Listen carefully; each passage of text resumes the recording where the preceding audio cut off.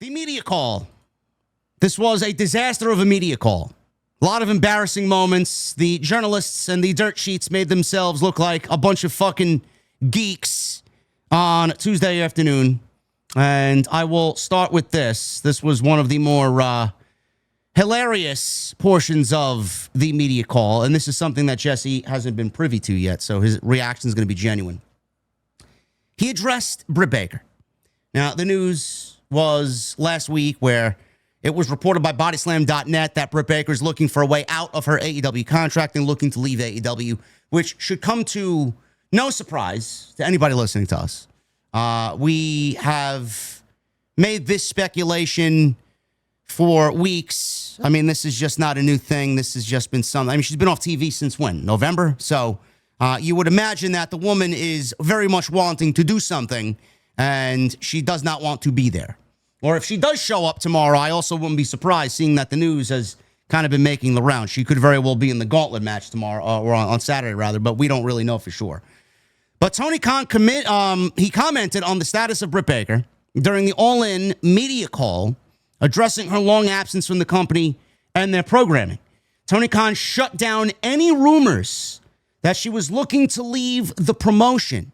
I've never had a conversation about Britt departing AEW. I like Britt Baker a lot, said Tony Khan. He said the same thing about Ricky Starks and everybody else that was brought to his attention during these media junkets. So that's not new information. He then, Jesse, used a sports team analogy to explain why certain talented wrestlers like Britt Baker may not be featured on television at all times. On a baseball team, you use 9 players at a time, he says. In the NFL, you can put 11 in the game at a time.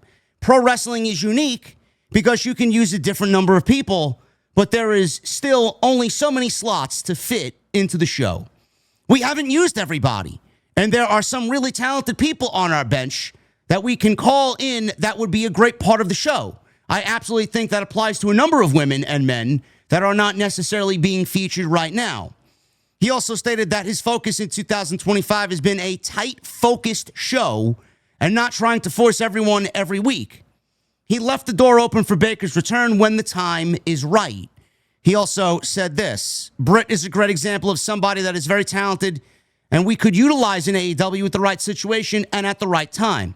Just like in pro sports, when you have someone really talented that isn't necessarily starting every game at that point, doesn't mean that they won't be starting again in the future.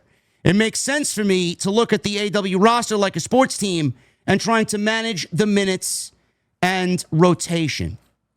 Now, I look at this and I absolutely laugh, because the way that I interpret it is Britt was once, Jesse, a quarterback for the women's division. And then all of a sudden, Tony had another draft pick or number 1 draft pick who he signed to the company, and that starting quarterback position went to somebody else. But for what she did for the company, you know, for her to be benched for 8 to 9 months as a former starting quarterback in that women's division, it is a glaring absence on their television program. This is not a fucking sport in which, you know, you could make that analogy. In my personal opinion, this is a fucking television show.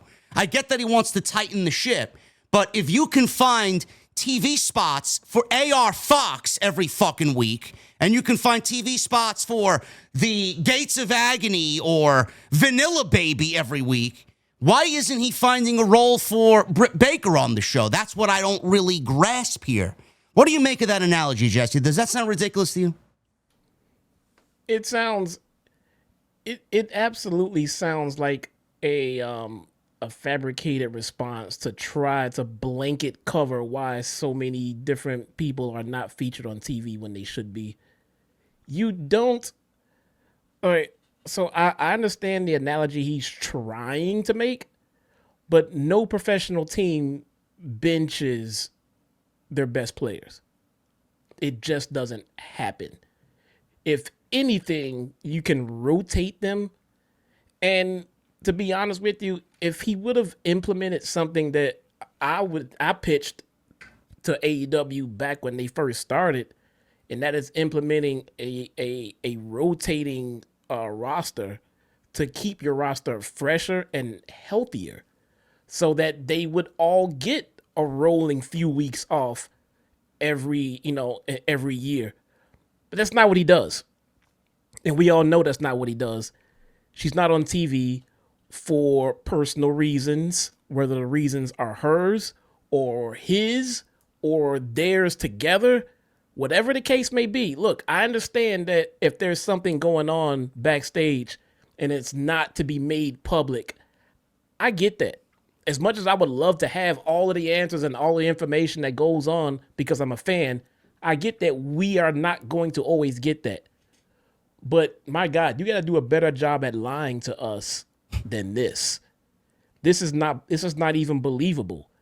So I would rather hear, we're not going to talk about that right now, or we'll talk about that at a later time, or Britt Baker will be back when Britt Baker is ready to come back, or whatever the fucking case may be. But I can smell bullshit a mile away, and that's complete bullshit. There is a reason behind it. If you just tell me, hey, there is some issues that me and Britt are working out, and as soon as we can get them worked out, she'll be back on TV. As a grown man, I can appreciate that. Okay. Look, shit happens backstage, man. I mean, creative, money. What does Ross say? Is a cash and creative is the two, you know what I'm saying? Yes. I mean, whatever the case may be, I understand business happens backstage, and not all that business needs to be public. We're adults. Hey, me and Britt got some stuff to work out, and we'll work it out. And when we do, you guys will be the first to know. Now let's talk about the pay-per-view. You know what I'm saying? I mean, look, we get that you're in your feelings about some of these guys and some of these women. We get that. And if that's not the case, then shame on you, because that's how we all feel. We all feel like that you benched a Ricky Starks, that you benched a Britt Baker, that you benched a Wardlow. You know what I'm saying? I mean, we don't understand why you did. Maybe there's professional reasons behind it. Maybe they aren't. We don't know. But lying is not the best way to go about it. I'm sorry. I mean, I would rather you avoid than lie. I would rather you just flat out say, I'm not going to talk about Britt Baker tonight. You know what I'm saying? Will we ever talk about Britt Baker again? Absolutely. To answer your question, we love Britt Baker here in AEW and we want to do business. But for right now, we're here to talk about All In. I'll take that. Is it a cop-out? A little bit.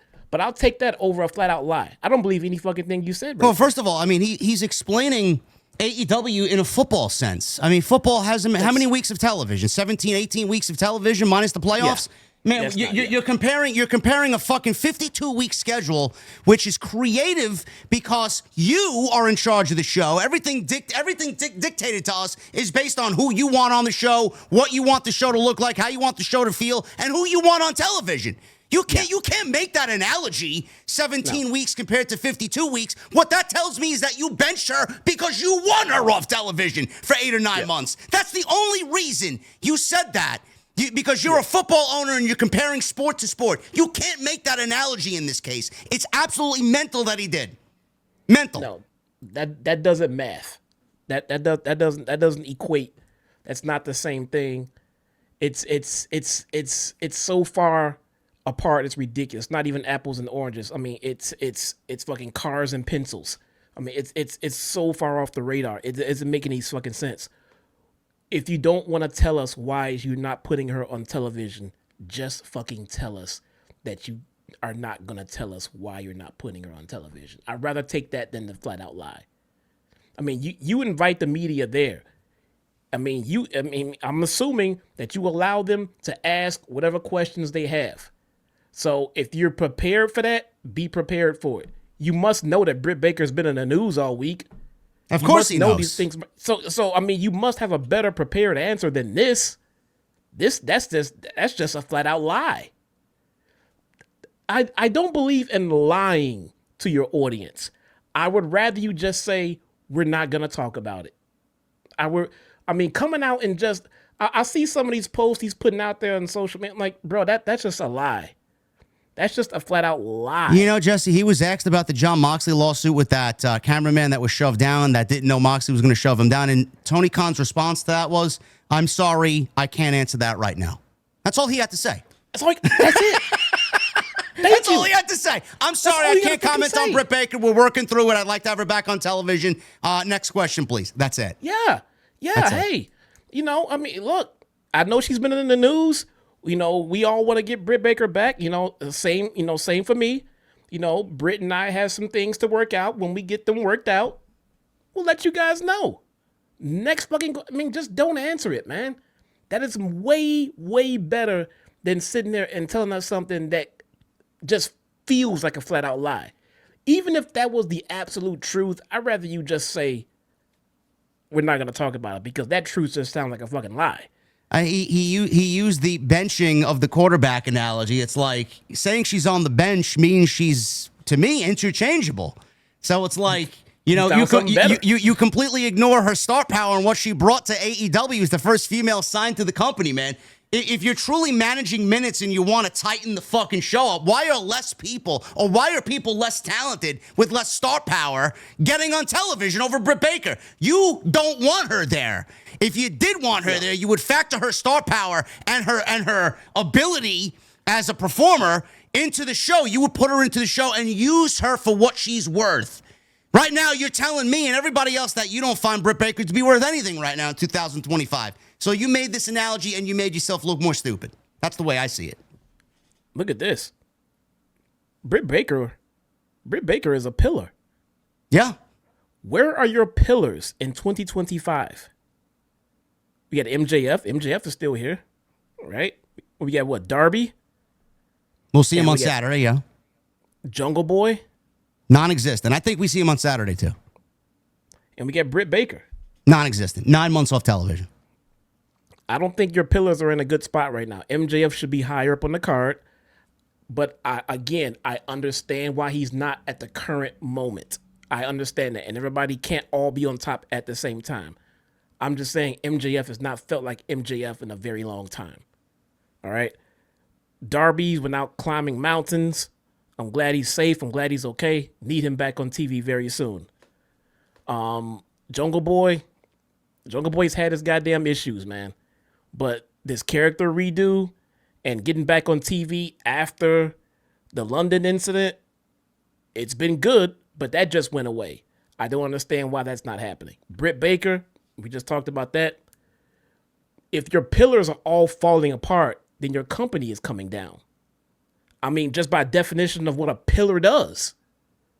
I mean, what happened to the core of your fan base? What happened to the core of the people that your fan base loved when you started your company?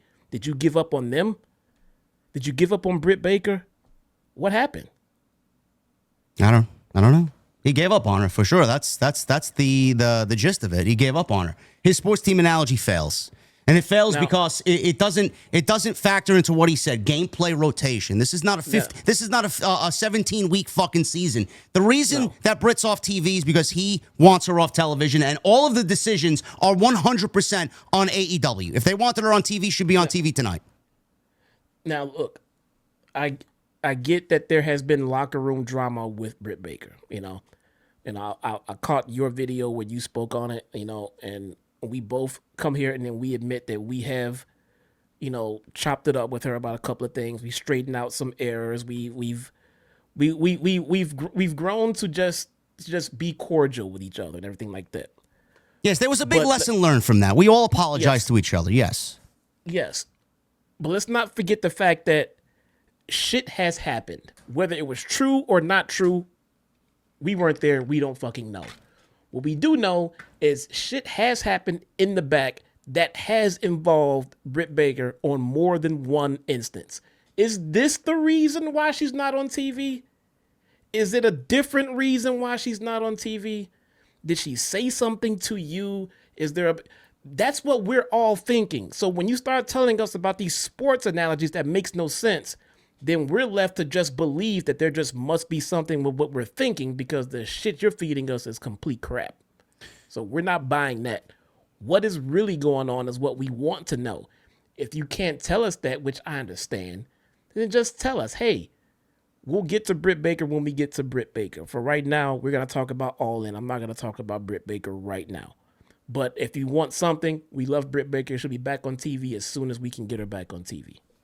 That's all he needed to do. So that was addressed on the media call in regards to Britt Baker.